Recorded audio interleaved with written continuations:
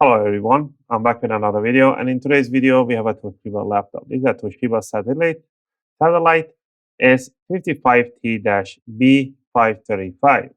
And in this video, I'm going to take you on a step-by-step how you can open it up and how you can repaste, clean the fan system and the heatsink, everything inside.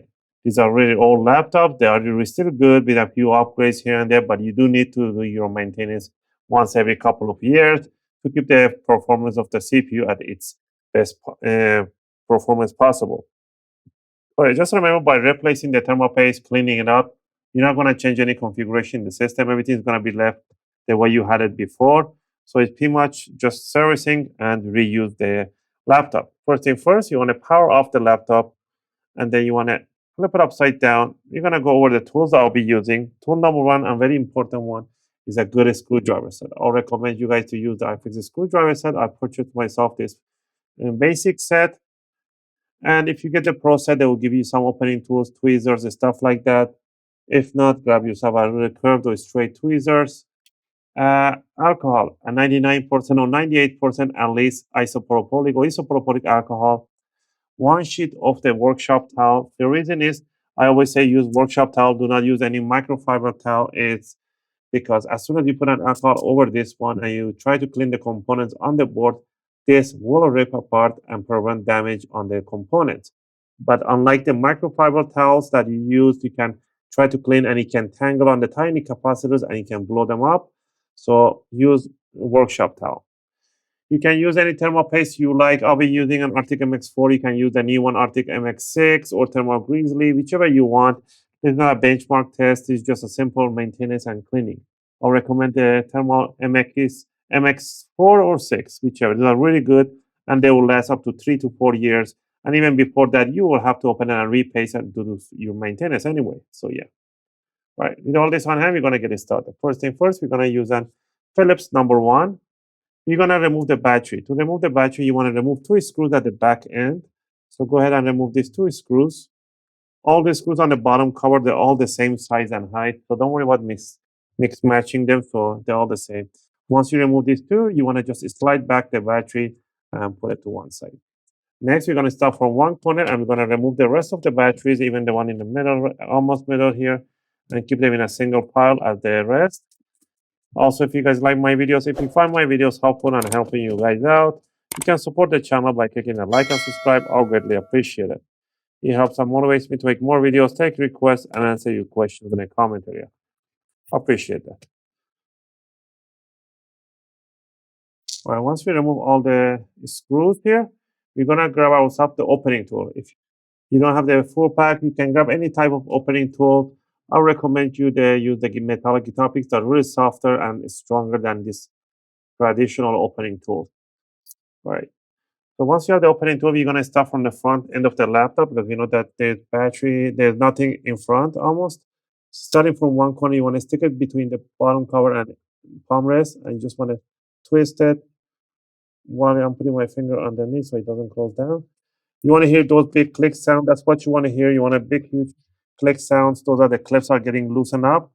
You want to do that all around in the front. Go towards the side. Go to the back corner.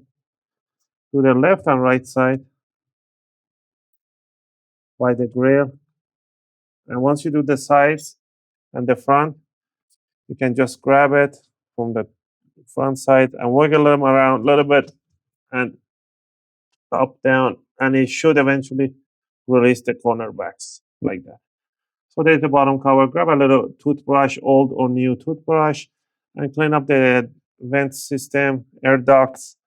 And right here, we can see this beautiful made Toshiba laptops. They made to last, unlike any other laptop that they make right now. As you can see, double fan, single CPU, no GPU, and 2 heat pipes, 2 heat sinks right in here to blow the air out. Beautifully designed, beautifully made. They didn't cut corners in here. So we're going to clean both fans. We're going to change the thermal paste in here. We can see the PCH chip is not in the same chip. Die is separate, and they don't need a heatsink for this one. All right, first thing first, we're going to disconnect the fan here. Don't pull on these cables. They're a little bit fragile because they're old. Put your fingers at the side of this black jack and slide it backward, so that way you don't damage the cable. Same thing in here, the fan connector, pull them out. We're gonna remove 2 screws for the fan on this side and 2 screws on the other side. All right, so let's put this screw down. You can grab the fan and slide it out. You can see there's a little dust piled up in here. Obviously, this hasn't been used that much. We need to remove the screw for this one is under the flex cable right there. I have a little magnet attached to my screwdriver. There we go. You can just pull it back. This one has a little more clogged up hair in there or dust. Once we got this one removed, we're going to remove the 4 screws on the heatsink. These screws, they have a little something called a C-lock. The C-lock will prevent the screw coming out entirely. Pretty much you just have to rotate until you just feel like it's loosened up.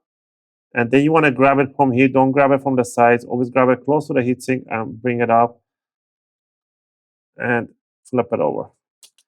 And there we have it. So you can see because over so many years, the thermal pumping happened and there is no thermal paste in this part, nor this part of the CPU. And we can see these tiny, tiny capacitors right all around in here. And that's why I say don't use microfiber towels. So what are we going to do here? We're going to put an alcohol in here and we're going to wipe over the CPU. All you want to do, you want to clean this crystal die. I can even see that this gaffer's tape that they put, or this tape that they put, it came over the crystal die, and that's a bad thing. It shouldn't come over the crystal die. So we're going to clean up everything. That's a factory. That's why it was overheating a lot. The client was saying that it's overheating too much. So what we're going to do, we're going to apply a little alcohol over the CPU, and we're going to try gently lift up this tape over. And there we go.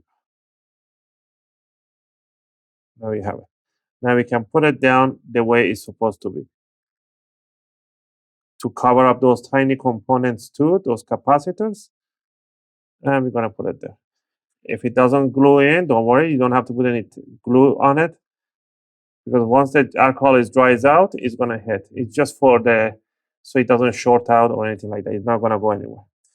Once we have that one done, we want to put one line of the thermal paste on the CPU, just like that. And I'm going to take this one outside and blow some air and clean up the air vent on both sides and clean up the fan. I'll be back.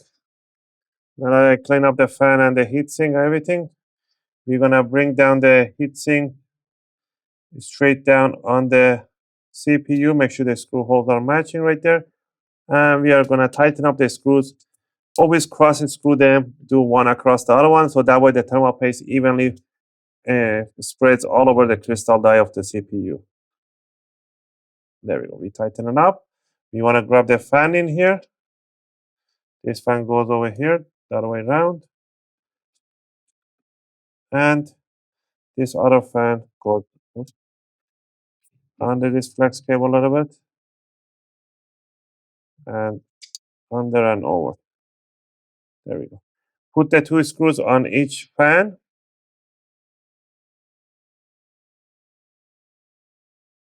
Once you have that one in, make sure you always push down the fan connector in. Most people always forget it.